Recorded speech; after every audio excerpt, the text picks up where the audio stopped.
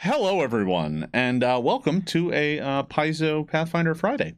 I am Jason Bullman, the Director of Game Design, and today we thought we would take some time out of our day to talk to all of you about the upcoming Errata for the Pathfinder role-playing game, Second Edition. So we've been working on this for several months, and we have compiled a lot of really awesome updates and changes, and we want to share some of the highlights with all of you here today. But before we dive into that, let me let my co-panelists here introduce themselves. We'll start over here. All right, I'm Liz Liddell. I'm the newest member of the design team, and as such, one of my responsibilities has been taking all of these notes about things we need to update and change and compiling them into a usable format for you. So this has been a big part of my life for the last couple of weeks. Yeah, it was kind of funny. Liz joined the team and we're like, congratulations, welcome to the team. Here's the Errata. Out of the frying pan into the fire. Yeah, but having an editor background makes that a pretty workable task for me. Absolutely. And? I'm Mark Seifter. I'm a designer, and I totally feel for Liz, because I joined the team quite a number of years ago, and the first thing that happened to me was like, oh yeah, we've got a lot of errata and facts that are in a backlog, and we need someone to deal with it. So it is now a tradition. So when they're not working on it, it usually lands in my inbox and just slowly builds up, and then eventually I hire someone new, and I'm like, here, just do it. So anyway, so we've got a whole document that's going to be dropping on next Wednesday. That's the target. It's still going through edit. It needs to be laid out and stuff, and then it'll be ready for all of you. But that's making its way through the process, and with luck and a whole lot of hard work from the folks here at Paizo, that should be dropping next Wednesday. There'll be a blog post and there'll be a PDF that you can download with all of the changes in it. We are also, looking at figuring out ways to add some changes to the PDF files themselves. That's going to take longer. We gotta get things ready for reprints and stuff like that before we do some of that work. But the PDF will be able to serve all of your needs until then. So why don't we just jump right into it? And I'm going to take the first one because it's one that's really important to me because I love playing dwarves. One of the things that is changing is that all dwarves now get a clan dagger for free. It was really weird that they didn't play with a clan dagger when we explicitly say that it's given to you at birth. It's part of the backstory of dwarves. And it was really odd that you didn't have access to it and couldn't have one at first level. It's really strange. So we fixed that. It's one of the first changes you're going to see in the Errata document. Next up, we've got a change that we want to talk about that deals with gnomes. Mark? Gnomes. Weapon familiarity. So in Gnome Weapon Familiarity, one of the things that happened is you gain proficiency with kukris and no way to access the kukris. So now you can access the kukris that you already could use. Yeah. So you can get them, you can use them, have all the kukris. Your gnome can just be the Mariciel of kukris instead of daggers. Yeah, when looking at all of those feats, we designed a number of them. There's elf weapon familiarity. Many of them worked just fine, but the gnome was kind of the one that was the only one that had an uncommon one that was not with the gnome trait. Yeah, that was in there. And so it was one that we thought it was working the right way, and it just wasn't.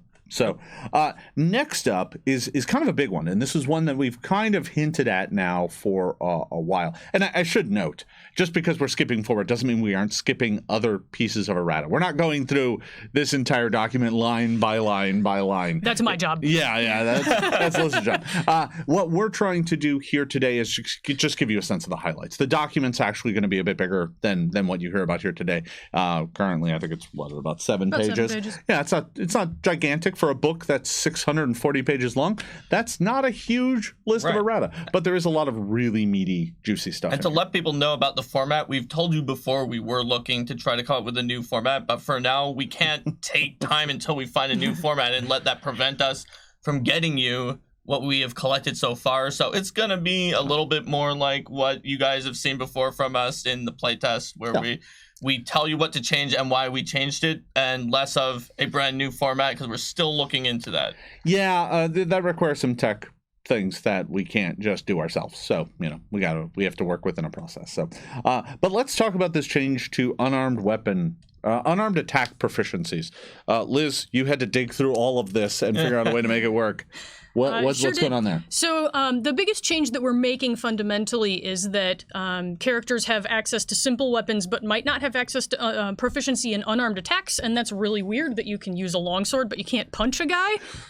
So we wanted to fix that. And so ultimately what we've gone through and done is that if you have access, if you have a certain proficiency rank in simple weapons, you have the same proficiency rank in unarmed attacks. The exception to that is the wizard, which only has proficiency in a subset of simple weapons, and so they get the same proficiency for unarmed attacks that they have with that subset of simple weapons. And then if you have another class feature that gives you further access or abilities based on simple weapons, so rangers have a little bit in their hunt prey abilities that tie into their proficiency rank with simple weapons. The fighter starts to get critical specialization effects. Anytime something does something with simple weapons, just roll the unarmed attacks in there with it. Yeah, so this just makes unarmed attacks actually usable, right? It was just kind of one of those things that ended up being an oversight. And the reason why is that they used to be bundled in with simple weapons. So when we split them out, we forgot to give everyone proficiency. It just kind of slipped through the process. And then, the all book of a went to the sudden printer, nobody can punch anyone. we were like, wait, now no one can punch anybody. And I mean, we're a game about violence, so punching people is important. There's a follow-up question that asks if this erratum addresses unarmed champions not being able to do unarmed things. The answer is no, but we have that too. Yeah, stop skipping ahead, Mark. You're skipping ahead. Yeah, but they asked, so. No, it's fine. Fine. Shall we jump ahead for a minute? All right, yeah. Now we're just gonna jump ahead to that one. That's fine. Oh yeah, we'll skip the Alchemist. We'll just go straight to that one. We'll come back to that. No, it's fine. No, see, you asked questions about something in the future, so now you just don't get that errata. That's right. I'm kidding. All right.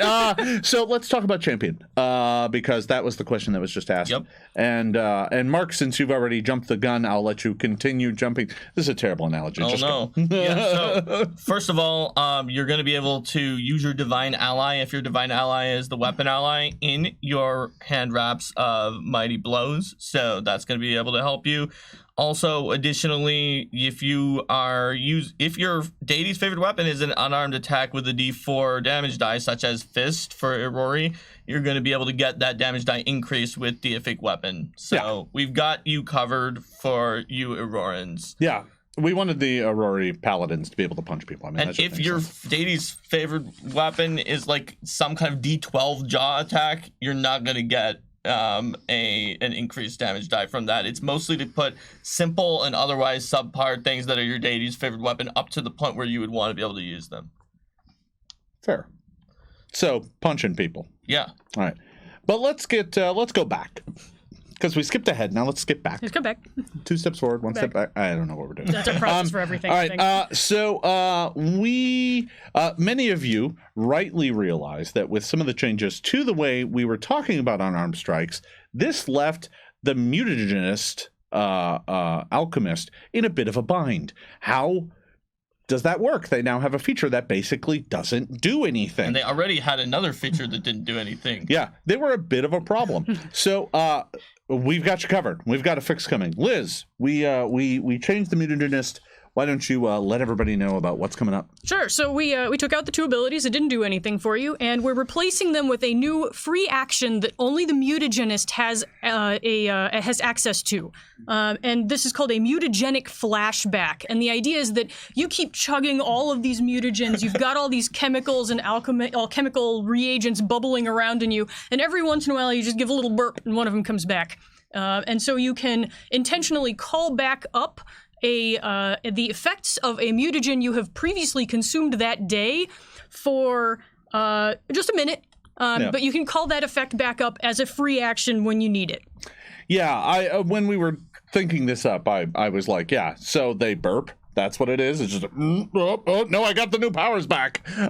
So this allows the mutagenist to kind of have a unique thing that only they can do. They can drink their mutagens all day long and then at the snap of a moment get back what they really need. It also encourages you to not just do the exact same mutagen every time. The more different kinds of mutagens you find a way to use throughout the day, the more that you have available at your fingertips to be the perfect thing that you need for that situation. Exactly, and it's going to encourage you to use your mutagens through the day rather than saving them all up just in case. Because a bomber might take Quicksilver mutagens to help their bombs, but they're not like the mutagenists. They're not going to use all the types of mutagens. So let's see here. We've got a bunch of changes to the Barbarian, but they're all relatively minor. Let's go on down to one for the Bard. Let's go to the Druid. Mark, we made some changes to the Druid, and the first one's the biggest, most obvious one. Yeah, so there's nothing shocking that's coming on here. So the cantrips are going to be 5, just like every other class. Yeah. And like the Druid says in one of the 2 places, just one of them is wrong and says 4. And the second one is also not super shocking. The extremely constant-looking poison resistance ability that randomly had a 1 action glyph on it with no explanation of how you used it as an action is constant, and you do not need to use an action for it. Yeah. The Druid mistake is kind of a classic, last minute before it went to the printer mistake. And we made some decisions to change a thing. We thought we caught it everywhere. Turns out we missed Because we were like, why not give everyone 5 cantrips? The playtesters said that they felt sometimes a little scrunch for cantrips. Is that going to be a problem? We looked at it. No, that's not a problem. So we changed it everywhere. Yeah, except for one spot. Yeah. All right. So let's move on and start chatting about the monk. Let's see. You know what? The first one's so obvious, I'm just going to take it. The monk uses wisdom as their key ability modifier. That's going to be for your key spells. Yeah, for your key spells. That I think most people intuited that, but it wasn't hinted in a sidebar. Yeah, it wasn't fully spelled out anywhere. That was a bit of a mistake and an oversight, and it's now being fixed. But let's talk about the next one with the Stance Savant. Liz? Sure. So there's a monk feat called Stance Savant that triggers when you roll for initiative and is a reaction that lets you drop into a stance, which would be great if you had a reaction when you rolled initiative, but you don't. So all we're doing is just changing that glyph to a free action, and now it's a free action that triggers when you roll initiative. Yeah, like the other feats that do the same thing. Yeah, a lot of these are there to get us to the point where that's how we thought it was working or supposed to work, and it just like, oops, we did the wrong one thing, and now it doesn't work. The next one is very similar. What's the next one, Mark? It's the ranger in the other direction. Yeah. So this is one of the first times that I've seen something come out and then unanimously the message boards immediately discovered and say, wait, this should be something weaker than what they printed, right? Which is that we accidentally printed Disrupt Prey with a free action symbol, but people were like, no, this is clearly a reaction. Look at how much it does. And it is. It's a reaction. It was always supposed to be We a mentioned reaction. that in a previous stream, but we're going to tell you again. And we'll tell you again next week. Yeah, and you can see it in writing. Yeah. So the next one is along the lines of the monk's key ability. The rogue's key ability is charisma. For their minor magic. For their minor magic. To be clear, their key ability is dexterity. Their key ability is their dex for that, but for minor magic, it's charisma. We didn't spell it out. So we're putting that out there as well. Liz, let's talk about this change to the sorcerer. Oh yeah. So the sorcerer had a little bit of, again, an oversight where they had a expert proficiency in will saves, and it never got any better. It just stayed. It started at expert and stayed there for all 20 levels, and that was a little bit odd for spellcasters. It's odd for any class to not actually improve in something through the entire adventuring career, and so we are dropping in the resolve ability for a sorcerer at 17th level, which is going to bump up your proficiency rank for will saves to master, and then when you roll a success on a will save, it's going to bump you up to critical success instead. Did one of us talk about rogue key ability? People in chat are talking about rogue key ability. We meant rogue minor magic. I don't know if I just minor magic, but you said that the key ability. Oh yeah, no, sorry. K-E-Y. Oh, I see what you did there, chat. magic. I see what you did. They tricked you with a pun. You're tricky. You're tricksy, chat. You're tricksy. All right, that's fine. All right. Well, we already mentioned this before, but yeah, here comes the change. The wizard is losing their first level feat that they have listed in the book. Wizards do not get a class feat at first level. They get a class feat at second level, like all the other spellcasters. So yeah, you knew it was coming. We mentioned it multiple times already. But pretty much every time. This is the point where that is going to be the case. So yeah, no, I'm sorry. That's how that's going to work. There was a follow-up question about the monk wondering if this changes Master of Many styles. It doesn't, because the trigger on Stance Savant is basically just right when you're rolling for initiative at the start of combat. And the trigger of Master Many Styles is just, you can do that every turn. You can change into different stances. It's a different feat. Yeah, right. Now, we made some change to animal companions. And I'm trying to remember. Oh, yeah. So, Mark, why don't you talk about this change to animal companions? Because it's a little subtle. Okay. So, the change to animal companions, essentially, we had some old language from the playtest that was in there that talked about needing to handle an animal before you command an animal. The problem is we removed that because it was way too complicated. So instead of saying you don't need to handle your animal companion, which you don't for any animal anyway, we just say you don't need to roll a skill check to command the animal. Yeah. Which is what everyone I've seen who's run the animal companion has, I guess, figured out to do, but it is absolutely not what we said because we still had the old playtest information. As it turns out, the best kind of errata is the errata where we tell you to do the thing that you already figured out how to do, because it was really the only logical step. And we're just like, yeah, it works the way you think it does. So, that happens. Makes it easy. With shocking regularity. It looks like there's a follow-up question from the chat about spells in your repertoire, your signature spells needing to be in your repertoire. There's a line in the book that already says that they need to be in the spells chapter. Yeah, right. So archetypes, we made kind of an interesting change because it was noted that in particular spontaneous spellcasters, their archetypes didn't really work very well. They only got one spell of each level, and they only had one slot. So not very spontaneous. What's spontaneous about all. that? It's a prepared caster who can't re-prepare. Not much. So this errata attempts to address that issue. Liz, why don't you so this is a pretty simple change, but because of the way archetypes are laid out, it's happening in a funny place. So any archetype that gives you spellcasting feats, like the basic spellcasting, expert spellcasting, so this is going to be your bard and your sorcerer. When you get those feats that give you new levels of spells and new spell slots, you can also choose one of those spells from your spell repertoire to be a signature spell, so that you have some spontaneity in how you can, at what levels you can cast those spells. You can flip back and forth between how powerful you're using your spell slots for. Yeah, it gives you a bit of versatility. Not as much as a full caster, but certainly more than a prepared caster. And it's your archetype, but you're not a full caster, so. Yeah. Let's see here. I'm going to skip down to this one. This one's one of my favorites. People rightfully noticed that we added a condition to some armors in the book. And one in particular was called Noisy. And Noisy didn't really have any mechanics associated with it other than just like, I don't know, you can't, it's still noisy. And we never really spelled out what that was.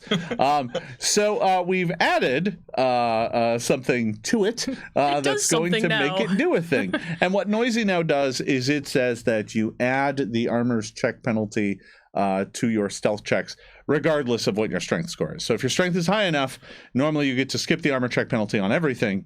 Noisy armors, not the case. Sorry, they're still noisy. No amount of strength and how you wear it well will make it quieter. Chainmail kind of is loud no matter what you do. So it's even if you have big muscles. Yeah, no matter how big your muscles are, it's still made of chain. It's still noisy. So yeah, it's pretty straightforward. But that at least gives you an idea of what that is trying to do. We've got some other equipment changes, though. We do. Yes. We actually have a lot of equipment alterations. So let's talk about those a bit. Next up, we're going to talk about the Alchemy Lab and Tools. That's right. Yeah. So you guys rightfully told us that alchemists sure were carrying a lot of things. They were carrying formula books. They were carrying their alchemist tools. So we took a look at what we were doing with these alchemist tools and what we were doing with the formula books. And we came up with a solution that will make it so the traveling alchemist on the go is not constantly overburdened by all of their gear, but that you can still have a big giant lab that exists. You just don't need to carry it everywhere to access your class features. So I want to make sure I get this exactly right on the bulk of each thing. But the Alchemist Tools, which is used for your quick alchemy and your daily advanced alchemy at the beginning of the day, is a one bulk item. And then we created the Alchemist Lab, which is the one that you use for downtime crafting at home. And that is actually even more bulky, and that's where you put that's where we put like the higher quality versions of the tools, because they're only, you don't make a skill check for the things that currently use the tools, so there would be no point in having a version that gives you a bonus on the skill check. Yeah, the thought here being is that, you know, your full Alchemist Lab where you brew complex, you know, long-lasting alchemical items requires like a big, nice cauldron and, you know, a bunch of glassware and things like that are large, delicate, and ultimately bulky. Whereas your Alchemist on the go can carry a lot of smaller, simpler to use tools to make quickly kit-bashed potions, or not potions, you know, alchemical items. Right. Also, formula books going down from one bulk to light also lessens your literal burden a little bit more.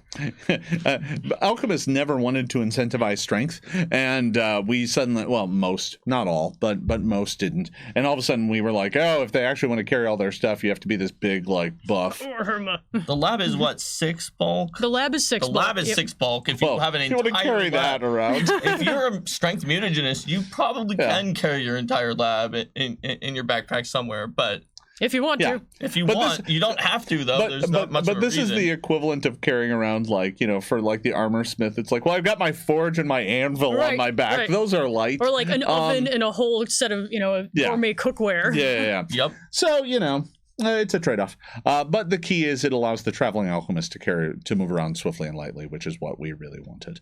Let's see here.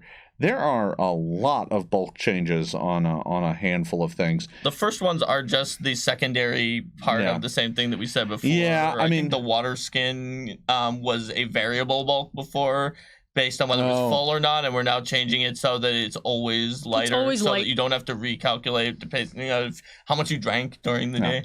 Well, and the Adventurers pack went from, what, 2 to 1? 2 to 1, right, yeah. That was one we told you guys about before, because that was just flat out a mistake if you added up what was in there. All right, so let's get into I want to touch on one thing that's going to be in the errata document really quickly. It's not exciting or sexy or anything, but we redid all the math on all the kits to make sure they were accurate and correct. A lot of them were off by a hair. And as it turns out, we did some rounding in our creation of those to be like, yeah, there's a couple copper extra, whatever, they give you a discount. But we never spelled that out, so everyone was like, why are these wrong? And as it turns out, that's why.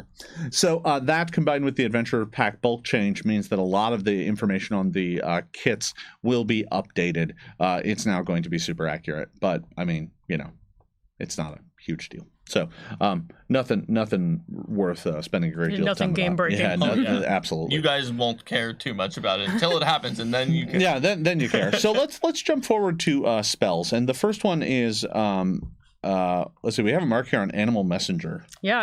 Animal Messenger is great. Some of you have noticed on the message boards that Animal Messenger, as written, you send your animal to a place to wait for a person, and the duration is until the message is delivered. And so you have condemned this poor animal to death because it just goes and waits somewhere, and it might wait forever. And so maybe people will feed it like that dog in Japan who was always coming to the train stop. I mean, it's possible, right? Sure. But in reality, this wasn't quite what we intended. So we've made a little bit of a tweak to the spell, and basically you send your animal to the place, your animal waits around for a while, and the spell ends either after 24 hours or when someone takes the message, whichever one happens first. Yeah, well, the spell was never designed to be like, go punish animals. I mean, that's not... It's always funny to see how people use things. It's like, well, we need to get rid of this animal, so just send it over to that empty tower to deliver a message. Yeah. All right, let's see. Let's go down the list here. We've got Magic Fang. Oh, yeah. This one was one of Mark's. Yeah, Magic Fang, Mark. So let me see exactly what we did. So the problem, not to flash everyone the problem with Magic Fang was that it said an ally, so you couldn't cast it on yourself. Yeah. And also, it technically, since it required to be on a single die attack, there was a stage during your animal companion's progress during which it had a second die, but its attacks didn't count as magical during which you could not use Magic Fang to get the text to count as magical. So we changed it. You can use it on something that has more than 1 die. Is it gonna help you by giving you more dice? No, it puts it up to 2 dice. You already had 2 dice.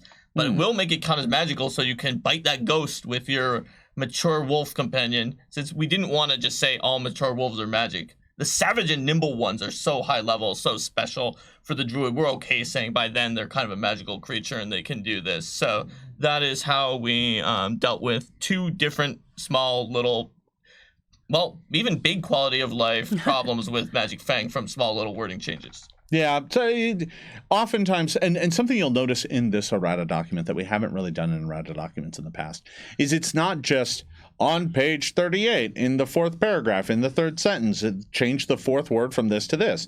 Instead, these are written to have a bit of explanation in them, usually to kind of make it clear what the intent was and to make it kind of clear what we're trying to achieve with the change. And usually that ends up making it easier for you as the reader to understand and parse what we're changing and why. Yeah.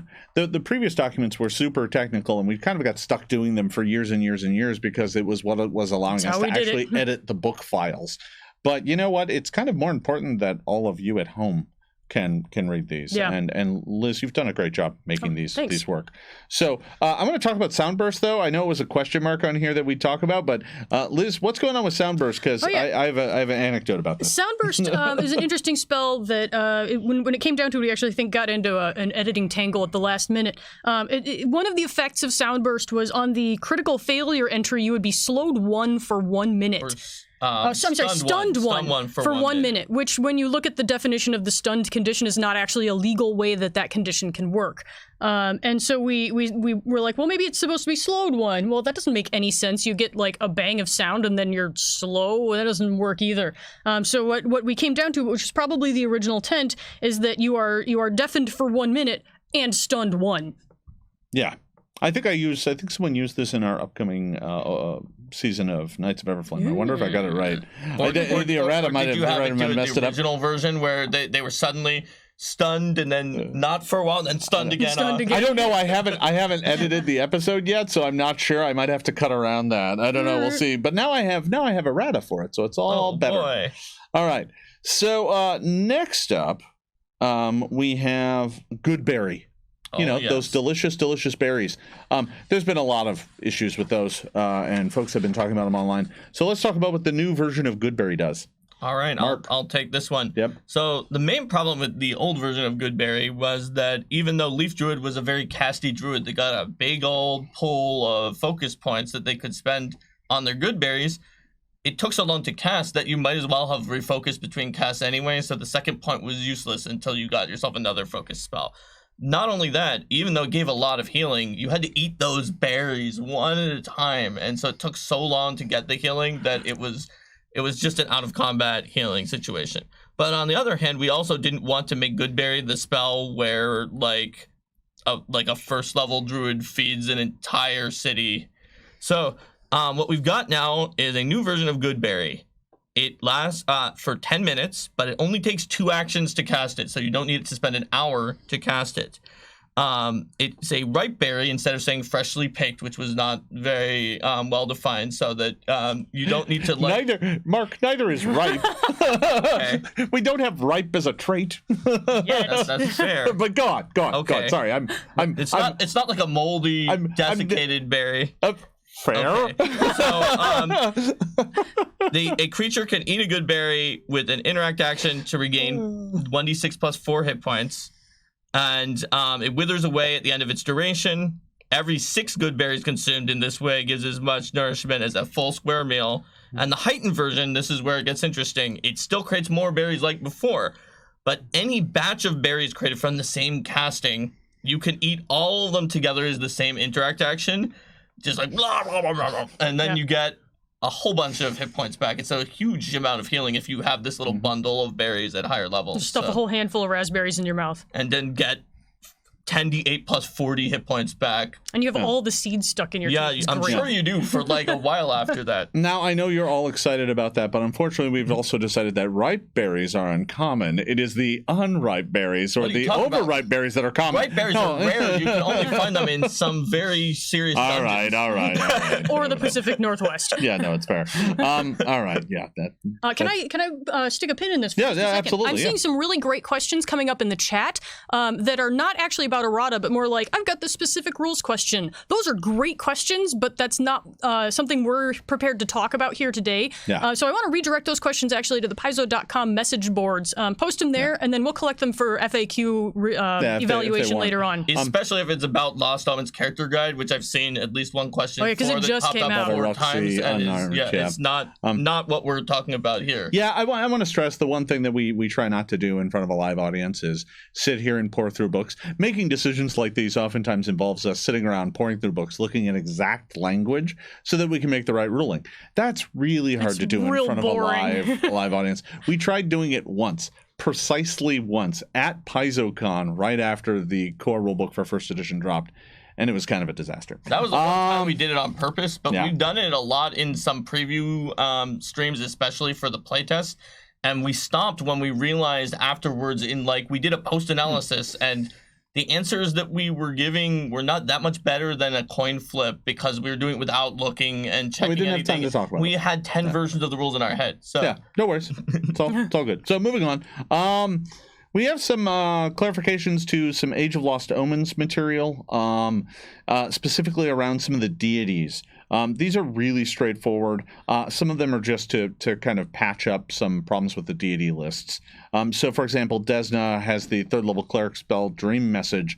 We're changing it to 4th level Fly. It's entirely because the original spell for Desna and Iomade in one place for each was already on the divine list, so it's not adding it to the divine list. It's the same thing with Iomade. Yeah, has second level See Invisibility.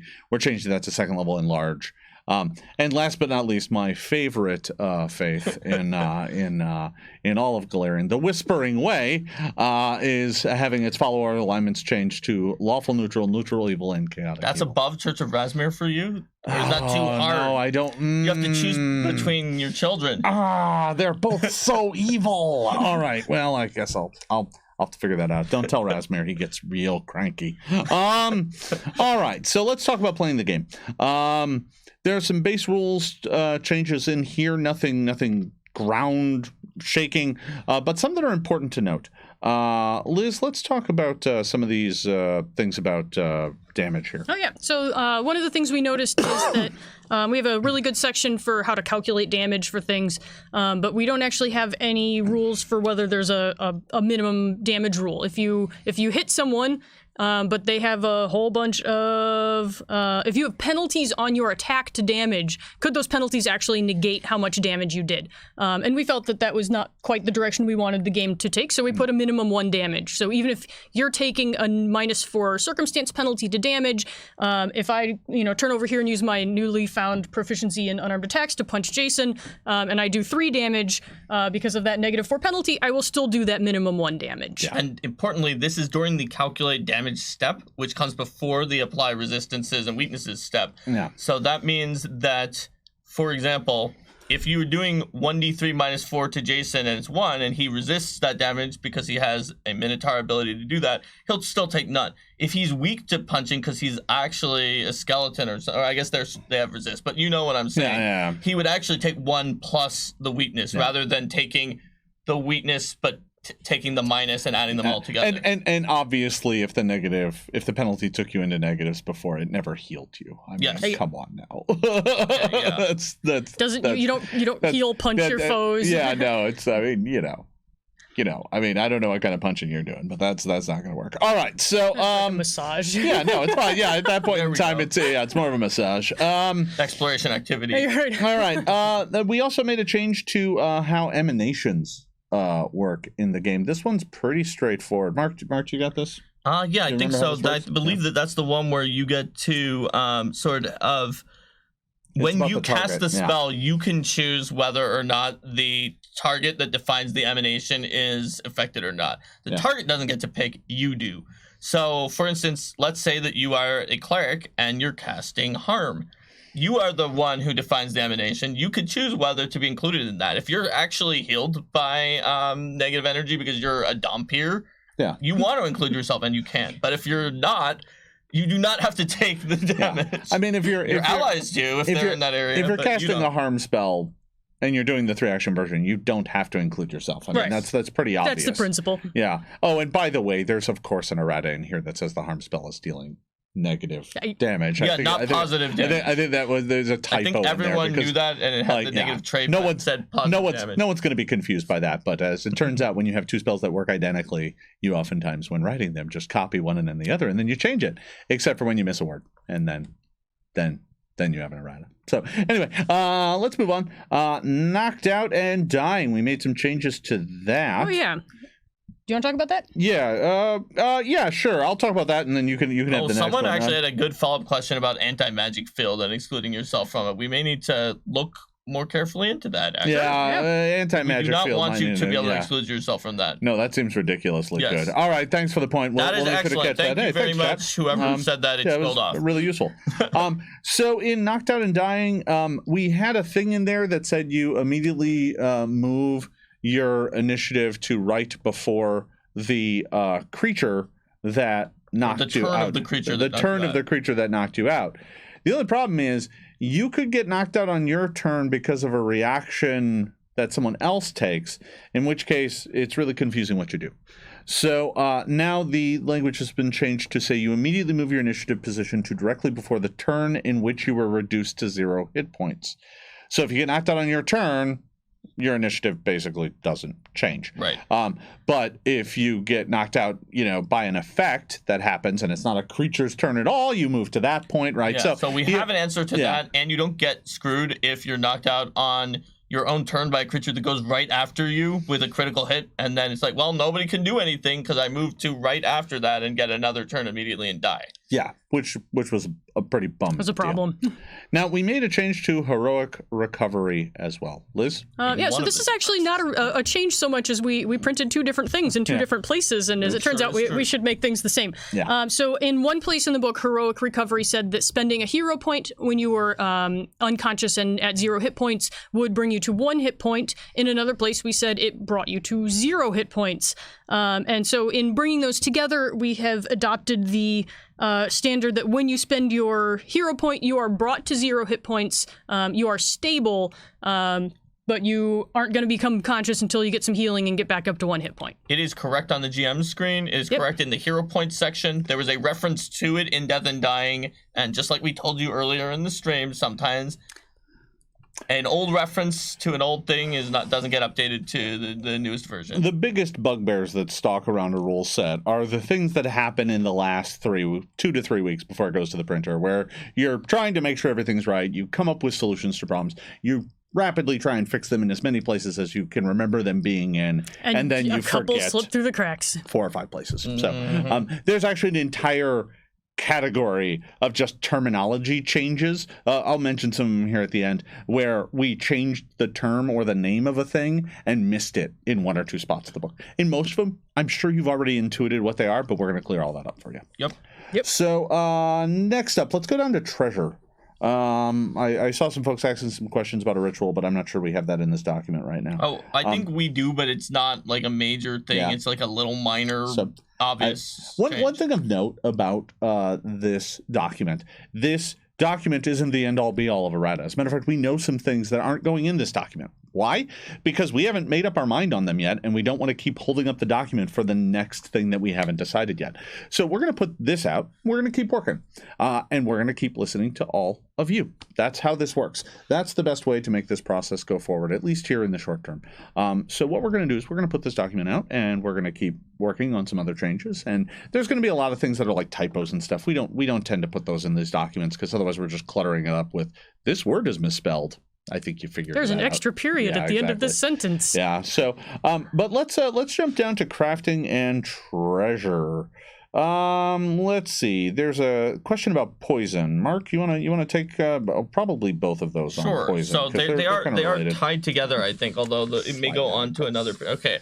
So the basic gist of it is that when you're applying poison onto something that you have out in your hand, it definitely takes both of your hands, one for the poison and one for the object, but we didn't really explain where the hands were going. And also, we made it take 3 actions to apply the poison, which would suggest that if the poison was not already out and ready, it actually... At the start of your turn. At the start of your turn, you would draw it, not quite have enough actions to apply it yet, have to do something else for 2 actions, then come back, apply it the next turn. And then the 3rd turn is when you could actually do something. So we're changing it so that it requires 2 actions to apply it. That means if you don't go wandering around with like a vial of wyvern venom in your hand everywhere and people are like, why are you carrying this to the queen's party?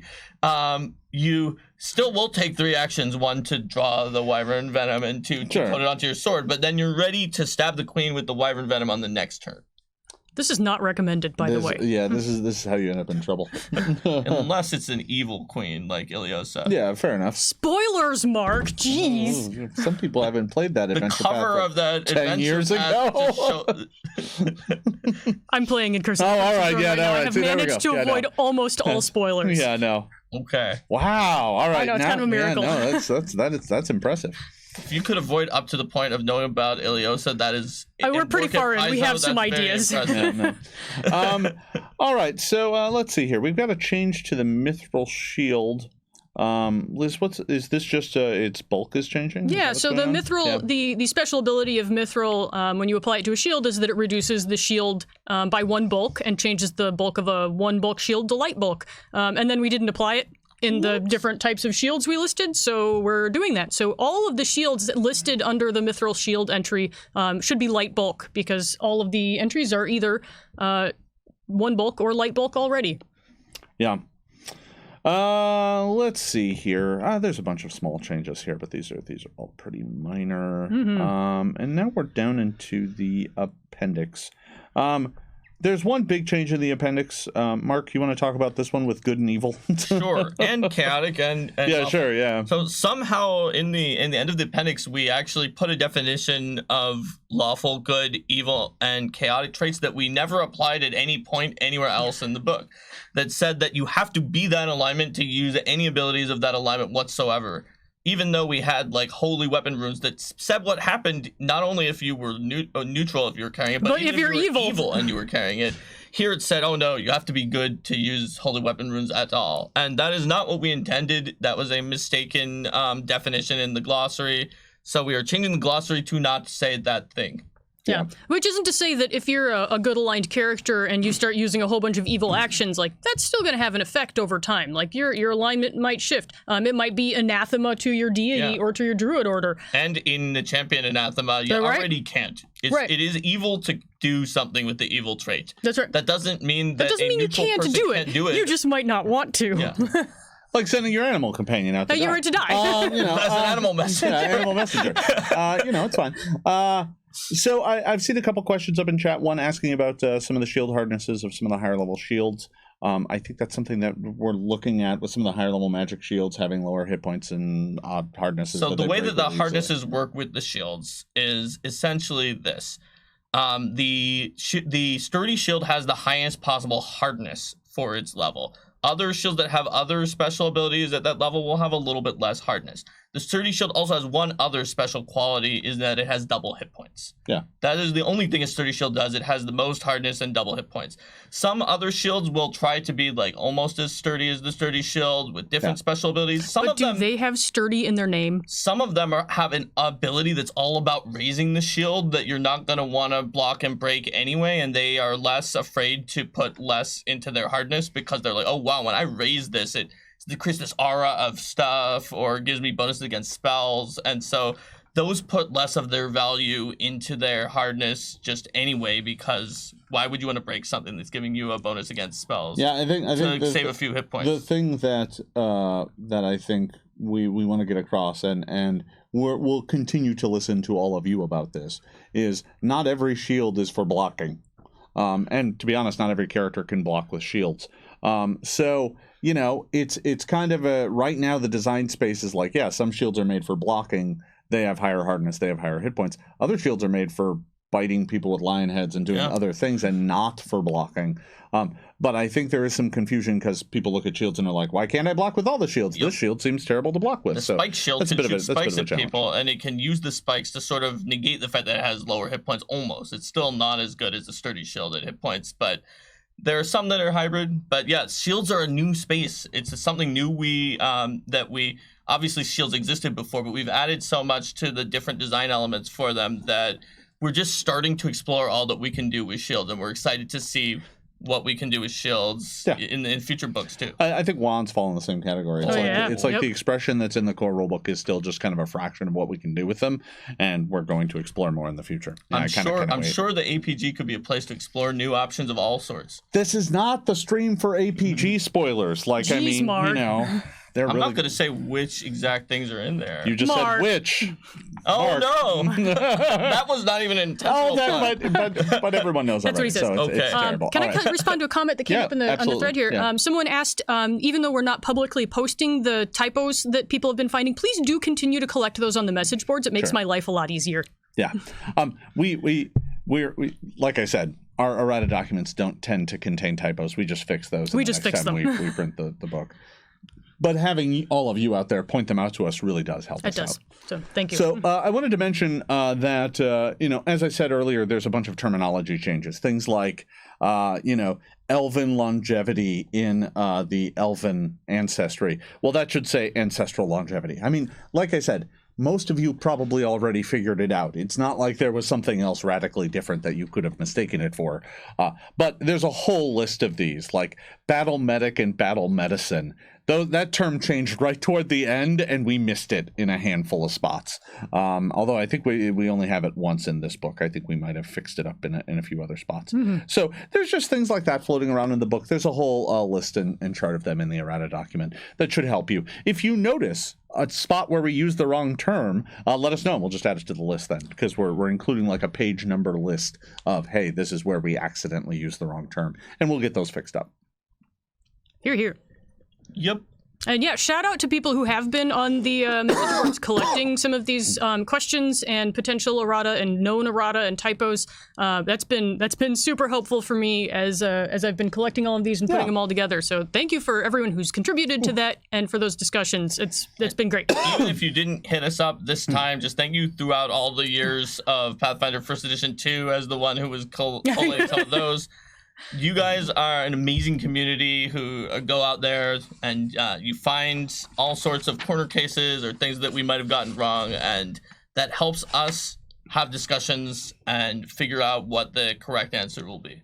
Yeah, so, all in all, there's a lot of exciting things coming up here in the future. Healer Zero, you keep asking about Disarm and whether or not it's going to be changed. It's not currently in the errata document. Yep. So you've asked that question like 5 times now. So there you go. It's not currently on the list of slated changes. Yep. We're constantly looking at ways to make this game better. We spend a lot of time looking at our message boards, looking at social media to find kind of the best places where we can communicate with all of you about what's working, what's not working in the game. And it goes beyond this as well, everybody. We're going to be collecting and publishing errata for the bestiary and for some of our other products as well. So if you notice problems, if you notice things that are wrong, let us know. We'll work to fix them. After all, you've invested in this game, you've spent your time, money, and effort to learn it, and the least we can do is try and make it as good of a game as it can possibly be. Are we going to do errata updates for adventure paths? You know what? I'll have to get back to you on that one. I think the answer is that James has been pretty good over the years about talking about those, but I'm not sure that he is as deeply involved with all of them as everybody else these years. So we have to make sure we have the right people answering the questions. We'll figure it out. But it's pretty exciting. Let's see here. It should be easier to get errata overall, though, for books. Not that means we will, for books that aren't in the core line, because now that we have sort of design leads who can talk to the developers who are on the book, we have an established communication line. That doesn't mean we can do it. It means that we have started building the framework that will help us be able to do it. Whereas in first edition, it sort of would have been a meeting with a bunch of developers, the entire design team, and it would have been very hard to get that out.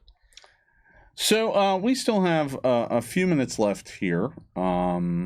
I don't think we're going to spend a great deal of time answering other kind of random questions. Was there anything else in there that stood out as a highlight? I think there's some things that's interesting that we're still toying around with behind the scenes. I'll give you a sense of some of those. Like we continue to have discussions about some bulk and how characters carry bulk and ways that we can make bulk a bit simpler to use at the table. There's a few ways that it works right now that aren't quite working out as we intended, and you can expect that not for this upcoming document, but in sometime in the near future, that we're going to find some ways to kind of enhance the way bulk works for your character to make it a bit easier for everybody. I think right now everyone's too close to like counting each light and every, it's not quite what we intended. It's a little too tight right now, so we're going to look at fixing some of that up. There are also some items that are just in there that, such as sheaths and belt pouches that, unlike the backpack and the sack, don't really describe what's going on with them. So we're going to try to find a way to make it simpler for you to figure out what's going on while also possibly being able to not have to worry about bulk quite so much when you're carrying some loot from the adventure, rather than gearing yourself up with like 200 different attack items and potions and things like that that are always at the ready for any monster. We're trying to find a way to keep it reasonable, but not overly restrictive. After all, we're here to have fun. Yep. Yeah, we kind of want everyone's common sense to just go, yeah, that sounds about right, fine, no worries. And they just kind of move on. And the only place where you actually comes up to the point where you check it is like you're carrying how many suits of armor? No, you can't do that, right? So we'll figure it out. Yeah. I'm just seeing what else we have here in chat. Yep. I don't know, what else are we toying around with? We had a good question about 4 questions up. Yeah. Let's see if maybe we can get our handy dandy Peyton to scroll up for us a couple lines. 4 of the red. Was this about bastard swords? It's right, bastard swords. Yeah. There's a mention in the text that bastard swords can deal slashing or piercing damage, and that was erroneous. You can only slash with a bastard sword. It's a little too big to get an angle on to stab. Yeah, I think I might have messed that up in one episode of Everflame, actually. But that was before we had this handy. That's right. So, and as it turns out, that is I know for a fact that's in this document. Yeah. We did not want to make it an advanced weapon that had all those traits. Then that just makes it harder to use for everybody. It blocks it out of people who've already built around it. Yeah. Yeah. We'll work on fixing it. Yep. That's our job. In addition to making new games, and getting everything else ready, for the printer. We have some other exciting stuff coming out here in the next few weeks. Obviously, this Errata document we're hoping is going to drop on Wednesday. There'll be a blog about it. It'll be a PDF. It should be only a handful of pages. Should be pretty easy for you to add to your game. I'm shocked by actually like how short the amount of it is and you guys found so much. It was so good. And even given that we're giving explanations, which we didn't really give before, and for a book of this length in Pathfinder First Edition Errata document, I would expect it to be much longer. And that isn't to say there aren't some other things that, like I said, none of the typos are in there. None of the things that are really, small changes, of which there are plenty. But those aren't being specifically noted in this. So we're just trying to keep it to the rules that actually, the changes that are actually changes. Yeah, that actually impact your table. Yeah, we want to help it at your table, but not make it a major load for you to be able to apply the errata to your game. Sure. Yeah. What else is coming up? We've got a pretty big event coming up in the next couple of weeks here. Do you want to mention that? Well, we have the playtest launching for the Advanced Player's Guide classes. So those will not be next week. Those will be the week after that. I don't want to mention a date yet because we're still trying to nail down the exact date where we're going to drop it, but it's hopefully going to be that next week. Those classes are going through edit and are getting their final checks. They're and passes. Very exciting. They are. There's some really, really exciting stuff floating around in there. There's some exciting new ways that the witch works, that the oracle works. We had a lot of fun with these, and we are hoping that you will too. And if we do hit that target, then we're also hoping to be here on Paizo Friday. Not next week, but the week after that. Yeah. Tell you guys all about, talk to you. You'll have seen it for a little bit. You can talk to us and just chat about the APG playtest. Yeah, it'll give us a chance to kind of showcase the classes, talk to you about kind of what you can expect to find from them. Also, kind of talk about what else you might expect to find in the book that's going to go along with it. We'll stay focused on the classes, but our attention is slowly turning to the Advanced Player's Guide now in full. Now that the Game Mastery Guide has gone off to the printer, I'm not even sure we made a public announcement about that, but the Game Mastery Guide is off on its way to the printer, It is. and finally, but we're really excited about that. I should also note, while I'm here, I might as well plug the Knights of Everflame are coming back. We are launching season 2 of that this coming Tuesday at 4 p.m. Pacific time, and I will be in chat for the premiere of the new season. If you haven't gotten caught up, you have until then to watch the first season, which is like 24 hours long, but we'll also be dropping a short recap video for those of you who maybe watched half of it or 3/4 of it and just want to get caught up for the new season. Give yourself some breathing room. You'll be able to catch that. I believe that's dropping either on Monday or Tuesday. I have to double check. So I realized we didn't tell people who didn't already know, and some people didn't. The 4 classes for the playtest are going to be Investigator, Oracle, Swashbuckler, and Witch. And by tell people, I mean we didn't tell them in this stream. Oh, that's fair. People were asking in the chat. Yeah. We've told people plenty of times before this, but not everyone here would know. Oh yeah. Also, we said 2 weeks from now is going to be when we talk about the playtest. But next week we have another special event, a la 3-Action Game Night. Yeah. Liz, why don't you talk about this since you're going to be in charge? So next week I will be right here at this table, running as the game master for an event we're calling Crit Arena, as we are releasing the Critical Hit deck and Critical Fumble deck for Pathfinder Second Edition. We thought we might showcase these accessories a little bit. So we're setting up a gladiatorial style arena where we're bringing in a bunch of Paizo staffers who you may not have met yet. Some people this will be their first time on the stream, playing our iconic characters pitted in a gladiatorial matchup against monsters from the bestiary, where every hit is either a critical hit or a critical fumble, and we will see who lasts longer. Yeah, it's too much. It's too much action for me. I'm not even going to be involved in this. My benevolence can't handle that many crits.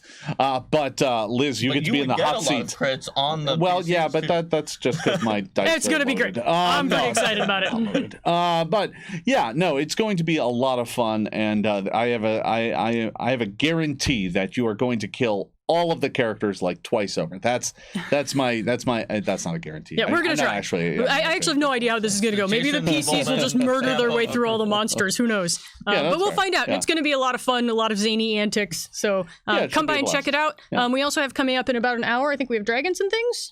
Yep. That's right. Yeah, that's a good note. Dragons and Things has been they've been some great partners for us over the years, and they are in their final 2 episodes of this season. Wow. So tonight is the penultimate episode, so you should check it out. They always do fun giveaways. They have a great audience and a great crowd over there, so make sure to stop by and check them out. So that means that Crit Arena, which is going to be longer than usual, will dovetail real nicely into the final episode. Into the final episode. How fun. I am sure they are not hoping for a Crit Arena, but you never know.